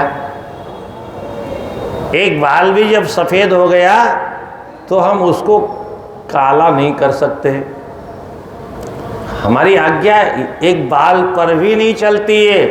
हम ऐसे हम ये कर देंगे, वो क्या कर देंगे भाई? परमात्मा ने जैसा बाल बनाया, ऐसा बाल विश्व में सारी संपत्ति देने के बाद में भी हम खरीद नहीं सकते। हमारी कमाई का क्या महत्व है? क्या कीमत है हमारी कमाई? जिस कीमत से एक सांस हम खरीद नहीं सकते, वो क्या कमाई है हमारी? 2 कौड़ी की नहीं, एक सांस भी नहीं दिलवा सकती। इतनी संपत्ति हमने इकट्ठी की, किसके लिए हमें पता ही नहीं। छोड़ के सबको यही जाना, ये सब जानते भी हैं पर मानता कोई नहीं। कथा वक्ता भी केवल कहते हैं, उपदेश देते हैं, पर उपदेश कुशल बहु तेरे, जे आचरित नर न घनेरे। केवल कहते हैं, हम कुछ लेके नहीं आए थे। क्यों भाई श्रोताओ, कुछ लेके आए थे? नहीं आए। कुछ लेके जाओगे? नहीं जाएंगे। खाली हाथ आए थे, खाली हाथ जाओगे तो फिर क्या करोगे? संपत्ति का यहाँ चढ़ा दो। क्या? खाली हाथ ही जाना है, यहाँ चढ़ा दो, हमारे काम आएगी। तुमको वो जाने नहीं देगा लेकर के, और हम उनके प्राइवेट सेक्रेटरी हैं, हमको कोई रोक नहीं सकता। क्या? ये हमारे वक्ताओं की भाषा है। वो श्रोताओं के लिए कहते हैं, अपने को शामिल करते ही नहीं कभी कि हमारा भी यही होना है, हमको भी यही छोड़ के जाना है। मांग मांग के व्यासपीठ पर लाओ पैसा, लाओ पैसा, हाय पैसा। टीवी खोलो, बस खोलते ही दिखाई देगा लाओ पैसा, लाओ पैसा। वहाँ से इतना आया, वहाँ से इतना आया, वहाँ से इतना आया। खुश तो बहुत होते हैं हम, इतना आया इतना आया, पर ऊपर जो यमराज की यहाँ हमारी पूजा होगी तब कितना आनंद आएगा। महाभारत में लिखा है, धर्मार्थस्य तु वित्तेयः वरम तस्य निरीहता प्रक्षालनादि पंकस्य दुरादस्पर्शनम वरम। ये किसी ने दोहा लिख दिया, कोई महत्व नहीं इस दोहे का। मांगू नहीं मर जाऊं अपने तन के काज, परमार्थ के कारण मोहिन आवत लाज। नहीं, शास्त्र ऐसा नहीं मानता। शास्त्र कहता है धर्म के काम के लिए भी किसी से मांगो मत।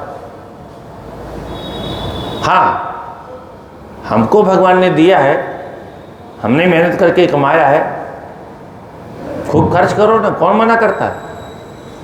पर मांग करके उसमें से कमीशन खा करके फिर कुछ दान करेंगे तो कमीशन वाला मामला कहाँ जाएगा, बीच में जो कमा लिया।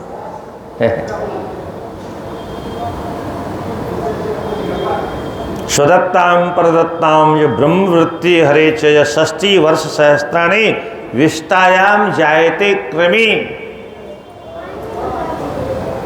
अपना दिया हुआ अथवा दूसरे का दिया हुआ अथवा ब्राह्मण का धन अथवा किसी और गरीब का धन कोई दबा लेता है तो 60,000 वर्षों तक उसको विष्टा का कीड़ा बनना पड़ता है।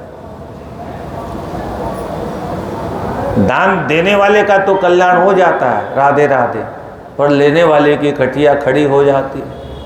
बहुत कठिन काम है। इसलिए साईं इतना दीजिए या मैं कुटुंब समाय, मैं भी भूखा ना रहूं, घर आया साधु भी भूखा न जाए। बस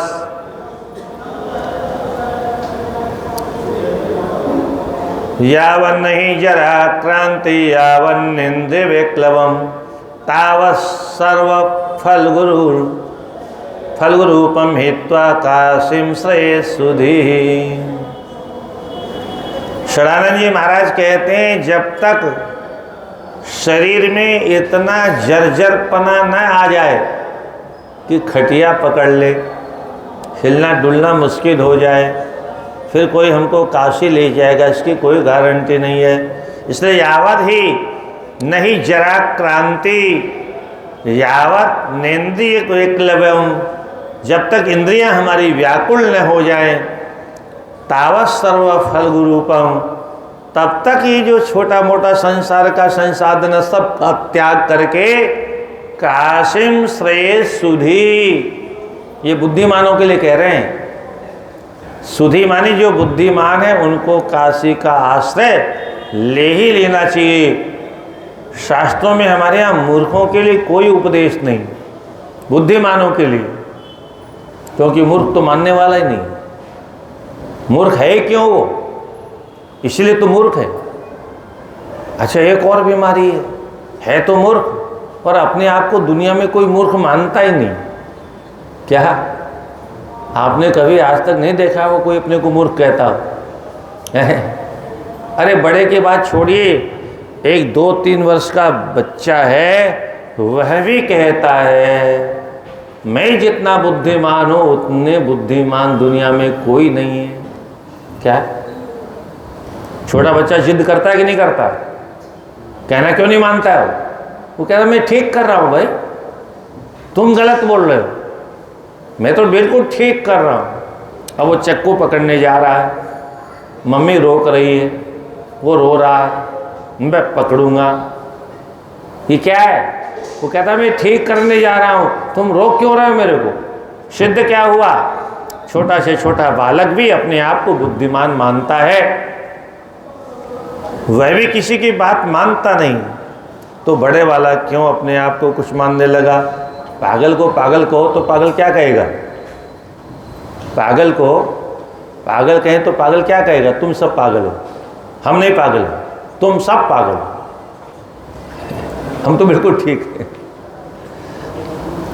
तो यावत जरा क्रांति यावन इंद्रिय विक्लम, जब तक बुढ़ापा नहीं आ जाए, शरीर जर्जर न हो जाए, इंद्रियां शीतल न हो जाए, जाने लायक न हो तीर्थों में, तावत सर्व फल्गु रूपम, तब तक ये फल्गु नदी के समान जो संसार एक दिन छूटने वाला है, सूखा है, इसको त्याग करके काशिम समाश्रयत, काशीपुरी का आश्रय ले लेना चाहिए, जहाँ मुक्ति का भंडार चल रहा है।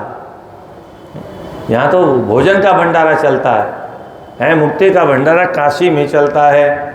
तो अन्यानि काल लक्ष्मणानि तिष्ठन्तु कलशोद्भवः, जरेव प्रथमं लक्ष्मं चित्तं तत्रापि भिर्नहि। अन्यानि काल लक्षणानि, अन्य बहुत से लक्षण हैं, परंतु हे कलशोद्भव कहाँ तक लक्षणों को गिनाएं? अरे ये बुढ़ापा सबसे बड़ा मौत का लक्षण है। कितनी प्यारी बात बता दी, एक ही बात में सब बता दिया, सारा शास्त्र बता दिया। ये जो बुढ़ापा है, ये वृद्धा अवस्था है, ये अवस्था ही मौत की पहचान है। इसलिए वृद्धावस्था आ जाए तो तुरंत समझ लेना चाहिए अब तो मौत निकट आ ही गई है। अब मौत से बचने का कोई उपाय है नहीं, क्योंकि दोबारा तो जवानी आने वाली नहीं है। अरे जब थी तब उसको नहीं बचा पाए, जब जवान थे तब हम जवानी को नहीं बचा पाए, अब बुढ़ापे को क्या बचा पाएंगे। इसलिए जरा ही वह सबसे बड़ा प्रथम लक्षण है मृत्यु का। तो जरा को देखने के बाद में भी विश्वास नहीं होता है। हमारी बहुत से लोग तो कहते हैं हमारी अवस्था के सब चले गए हैं, पर हमको नहीं जाना है। अरे जब सब चले गए तो इससे सिद्ध क्या हुआ? हमारे यहाँ संत महात्मा लोग कहते हैं गांव में, गली में, मोहल्ले में किसी के घर में मृत्यु हो जाए तो समझ लेना चाहिए मृत्यु इधर से आई थी, तुम्हारा घर भी देख गई। क्या इधर से निकली थी उस घर में जाते समय तो इतने घरों को देख के गई, और किस किस घर में है जरा जीर्ण कलेवर पड़ा हुआ है उसका भी नंबर आएगा। हमें ये भूलना नहीं चाहिए जब उसके घर में शहर के बीचों बीच कमरे के अंदर पहुंच करके उसको उठा के ले गए तो हमारे महल में घुसेगी नहीं मृत्यु। क्या? इसलिए प्रत्येक व्यक्ति को जरा को देख करके ही मृत्यु का आंकलन कर लेना चाहिए। ये सबसे बड़ा लक्षण है मृत्यु का। तथापि फिर नहीं, इतने बाद में भी अगर मनुष्य अपने आप को मौत की ओर जाने वाला नहीं मानता है तो चित्राओं इससे बड़ा और आश्चर्य क्या हो सकता है। कितनों को हमने विदा किया घर से, माताएं तो घर से विदा करती हैं। कितने लोगों ने साथ दिया, कितने लोगों ने कंधा दिया, कितने लोगों ने कितनी बार आग दी, पर खुद अजर अमर हैं। ये जो हमारी मान्यता है, ये मान्यता हमसे पाप करवाती। जिस व्यक्ति को ये निश्चित हो जाएगा हम मरने वाले हैं, ये जिस किसी भी अवस्था में, हाँ ये और बात है, बचपन में निश्चित हो जाए तो बचपन से पाप छोड़ देगा। जवानी में ये निश्चित हो जाए कि हमको मरना है तो जवानी में पाप करना छोड़ देगा। और बुढ़ापे में भी अगर ये निश्चित हो जाए कि हमको तो मरना है, फिर पाप किसके लिए करना है। जब ज्ञान हो जाएगा तभी छोड़ देगा प्रपंचों को, पर जब तक ये ज्ञान नहीं होगा तब तक वह प्रपंचों को गले लगाता रहेगा। किसी को विश्वास ही नहीं कि हम जाने वाले हैं।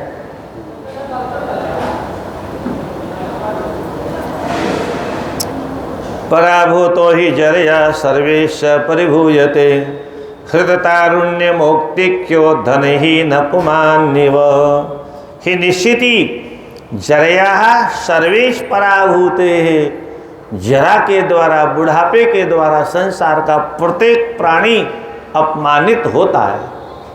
अपमानित का मतलब हम बहुत कुछ कर लेते थे, आज कुछ नहीं कर पाते हैं, तो ये अपमानित तो है हमारा। ये अपमान कौन कर रहा है? बुढ़ापा। हमारे शरीर का कितने बड़े पहलवान थे हम, ओ विश्व विजयी थे हम, क्या ओलंपिक गोल्ड मेडल जीत के लाए थे। बुढ़ापा उसका भी अपमान करता है। रावण जैसे पराक्रमी का भी समय आया, हमारा भी आएगा, ये विश्वास कर लेना चाहिए वृद्धावस्था में। तो पराभूतो हि जरया सर्वेश परिभूयते हृततारुण्य मोक्तिक्यो धनिहीन पुमान्यव। बुढ़ापे में जरा आने के बाद में व्यक्ति को अपने आप को कैसा मानना चाहिए? बहुत प्यारा वाक्य लिखा है। हमारा सबसे बड़ा मानव जीवन का कोई सबसे ऊंची कोई अच्छी अवस्था थी तो जवानी थी। क्या? और इसको यहाँ कहते जवानी ही हमारा सबसे बड़ा धन था, और वो जवानी रूपी धन चला गया तो व्यक्ति को अपने आप को निर्धन मान लेना चाहिए। अब मैं निर्धन हो गया, अब मेरा सब कुछ चला गया। धनहीन प्रमाणव्य, धनहीन के समान वह मनुष्य अपमानित होता है। एक कोई वृद्ध मैया रास्ते में जा रही थी, तो आदमी जब बुढ़ा हो जाता तो लकड़ी हाथ में ले लेता है। लकड़ी क्यों लेता है? क्योंकि झुकते झुकते झुकते वो मिट्टी की ओर बढ़ता है, तो उसे लगता है मिट्टी मुझे बुला रही है। क्या? उसे लगने लगता है कि मिट्टी बुला रही है और हम मिट्टी में जाना नहीं चाहते। क्या? तो मिट्टी से बचाने के लिए डंडा बीच में कर लेते हैं। अब लकड़ी को बीच में करने वाले को इतना ज्ञान नहीं है कि जिस मिट्टी में मिलने से हमको डर लग रहा है, ये लकड़ी तो उसी मिट्टी की है। क्या? ये लकड़ी भी तो उसी मिट्टी से निकली है। मिट्टी से कैसे बचोगे? और फिर उसको ये अनुभव करना चाहिए जिस लकड़ी को हमने ले रखा है यही लकड़ी तो जलाएगी, इसी का परिवार तो तुम्हारा कल्याण करेगा।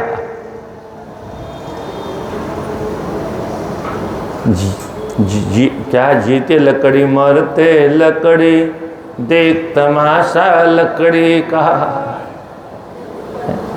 अद्भुत तमाशा है लकड़ी का। तो श्रुता वाक्यम न कुर्वन्ति पत्नी प्रेमापि मुंचति, बांधवाने मन्यन्ते जरसा श्लेषितम नरम। कितनी प्यारी प्यारी बातें शास्त्रों में लिखी है। हे ऋषि शरणानंद जी कहते हैं, महर्षि अगस्त, जिस मनुष्य को जरा अपने गले लगा लेती है बुढ़ापा, जिससे प्रेम करने लगता है, उससे और कोई प्रेम नहीं करता। क्या? पहले तो उसे प्रेम करते थे, पर जब से उसने जरा से संबंध जोड़ लिया है तब से घर वालों ने सबने कुट्टी कर ली है। बाबूजी चिल्लाते रहते, कोई सुनता ही नहीं है। क्या? कितनी प्यारी प्यारी बातें लिखी हुई हैं।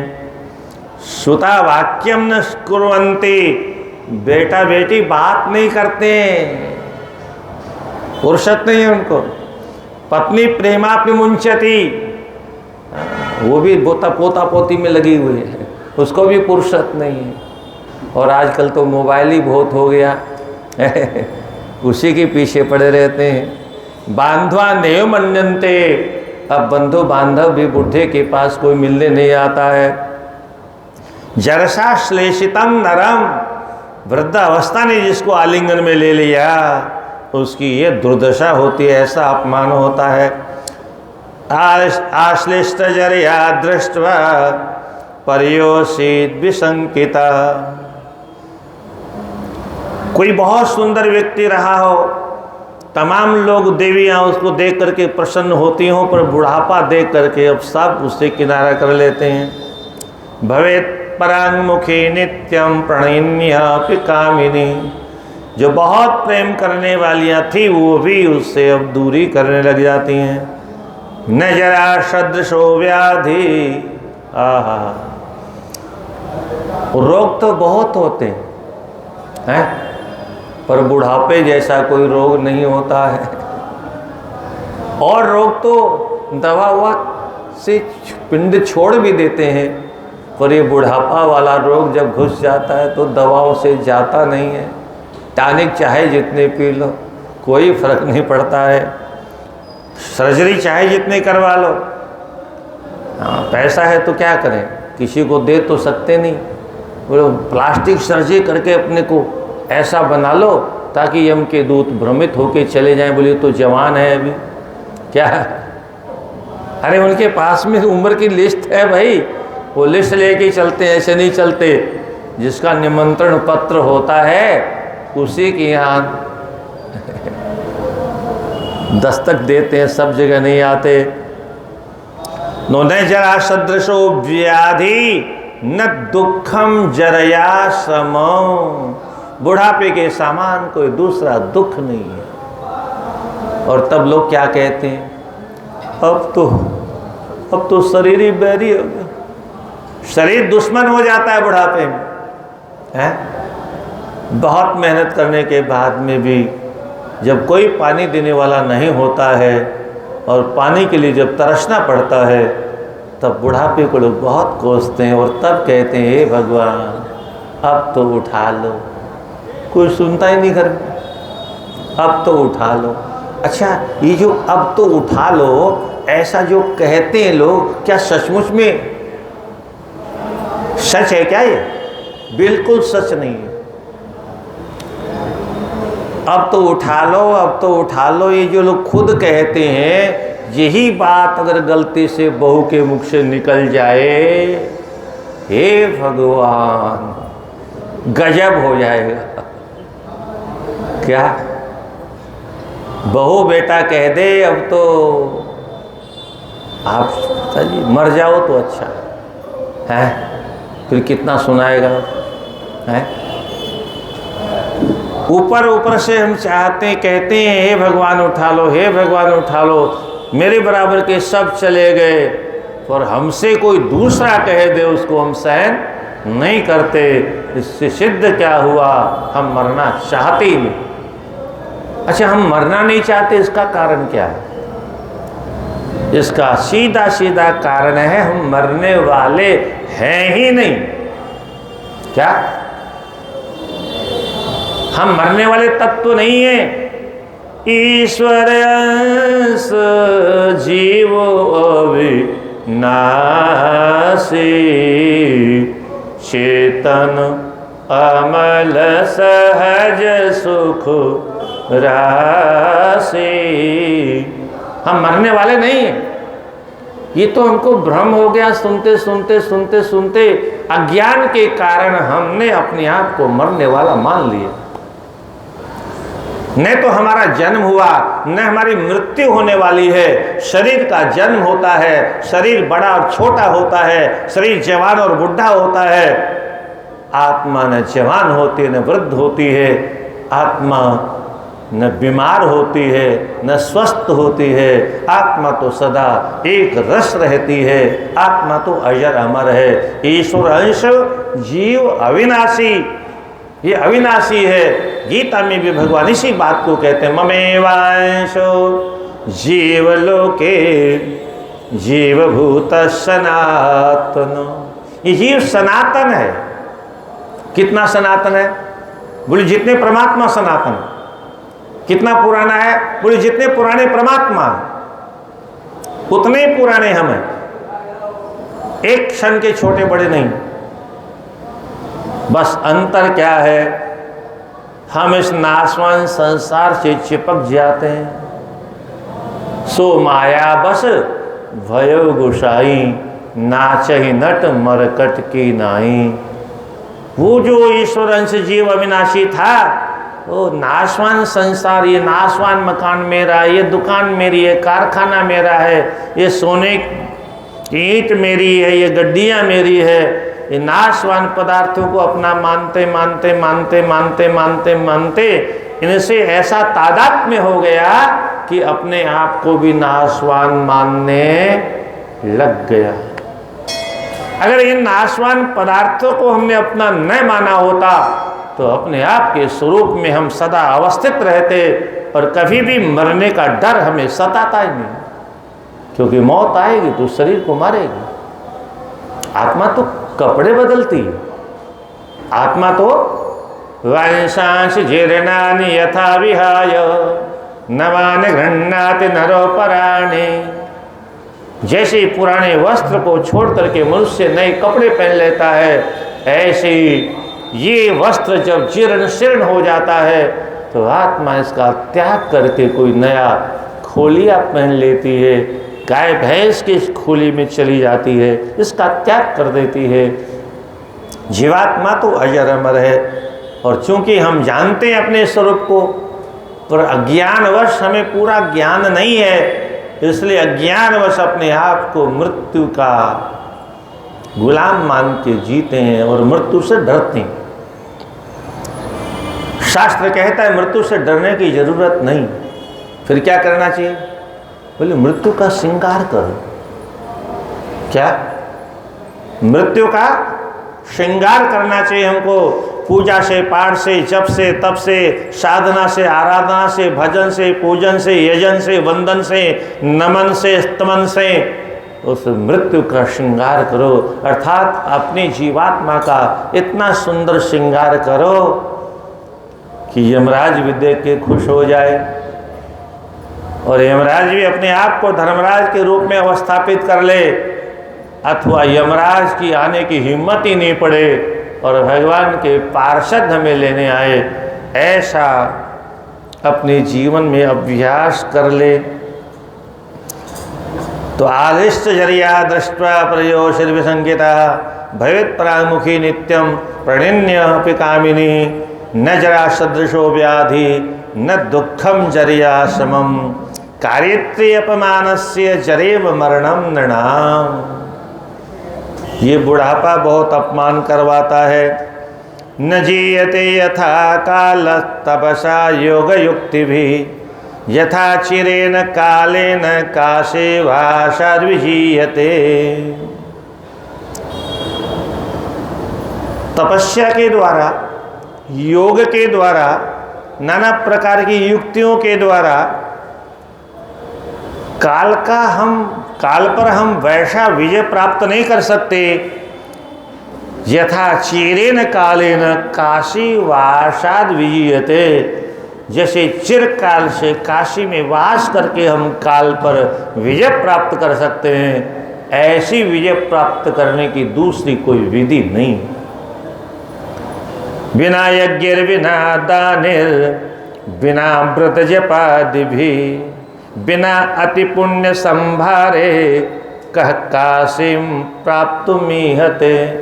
या ये और लिख दिया है, हाँ, बिना यज्ञ, बिना यज्ञों के पुण्य की पूंजी के बिना, बिना दान की पूंजी के बिना, बिना व्रत की पूंजी के बिना और तप की पूंजी के बिना, बिना अति पुण्य संभारे है, अत्यंत पुण्यों के बिना, संग्रह के बिना, भंडार किए, कह काशी प्राप्तुम ईयते।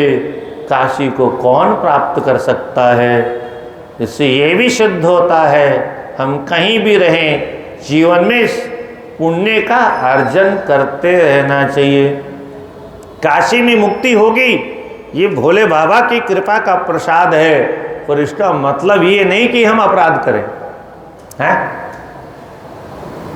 बच्चा गंदा हो जाएगा तो माँ शुद्ध करेगी, नहीं माँ होगे तो बाप को धोना पड़ेगा। पर हम गंदी ही क्यों, कुछ ऐसी व्यवस्था करें कि गंदगी हमारा स्पर्श करे ही नहीं। हमें साफ सुथरा बनाने में माता पिता को भी कष्ट करना क्यों पड़े। इतना शुद्ध बन करके मृत्यु के निकट जाना चाहिए, ऐसी तैयारी करके काशी में आना चाहिए। काशी प्राप्तिरयम योग काशी प्राप्तिरिदम तपः काशी प्राप्तिरिदम दानम काशी प्राप्ति शिवेकता। अब अंतिम में फिर ये कृपा की बातें हैं, कृपा करके परमात्मा उद्धार करेंगे, ये तो ठीक है। काशी की प्राप्ति करना ही योग है, काशी की प्राप्ति यही तपस्या है, काशी की प्राप्ति हो जाए यही दान है, और काशी की प्राप्ति हो जाए यही जीवात्मा और शिव जी की एकता है। कलि को अथवा काल काजरा किंच दुष्कृतम कारुज केन्तराया वाश्रिता वाराणसी यदि।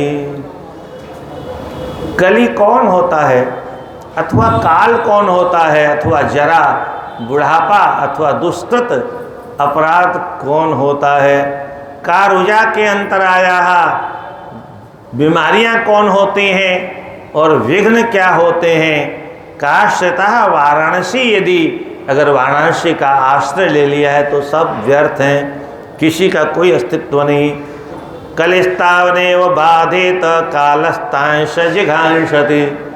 कली उन्हीं को परेशान करता है और काल उन्हीं लोगों को परेशान करता है, उन्हीं को बाधा पहुंचाता, उन्हीं को मारता है। इनांसी तांश बाधन्ते, पाप भी उन्हीं को बाधा पहुंचाते हैं। ये न काशीम समाश्रिता, जो काशी का आश्रय नहीं लेते हैं। काशीम समाश्रिता येष विश्वेश्वरोर्चितः तारकं ज्ञानमासाद्य ते मुक्ता कर्म पाशतः। काशी का जो आश्रय ले लेता है, विश्वेश्वर भगवान की जो अर्चना कर लेता है, वह तारक ज्ञान का अधिकारी हो जाता है और कर्मों के पासों से मुक्त हो ही जाता है। धनिनो न तथा सौख्यम, हम बहुत धनवान हैं, बोले इससे भी सुख मिलने वाला नहीं। न प्राप्नुवन्ति नरा क्वचित, किंचित मात्र भी सुख मिलने वाला नहीं। यथा निधनता, क्या बात है, धन और निधन इसको जोड़ा है। धन में वो सुख नहीं जितना काशी में निधन में सुख है। क्या यथा निधनतः काश्याम लभन्ते सुखम अव्ययम, काशी में निधन, बाहर में धन और काशी में निधन। निर्गता धनम येषाम एते निधनः, जिसका धन निकल गया हो, धन क्या है, प्राण, वो प्राण निकल गया तो निधन हो गया। तो काश्याम लभते सुखम अव्ययम, काशी में निधन ही अव्यय अर्थात अक्षय मोक्ष को प्राप्त करवाता है। स्थितोपि भगवाने सो मंदरम चारुकंदरम काशीं विनारतिं नाप द्योदाशांद्रपोषिताम। भोले बाबा मंदर पर्वत पर विराजमान है, पर बिना काशी के उनको शांति नहीं मिल रही है। इसलिए कल 10 बजे भोले बाबा बहुत रुदन करेंगे काशी के लिए। अद्भुत कथा है, स्वयं भोले बाबा विलाप करते हुए यहाँ दिखाई देंगे। और वो विलाप का जब कोरोना चला तो मैया को रोग लग गया। क्या? पार्वती जी को रोग लग गया, क्योंकि छुआछूत की बीमारी है।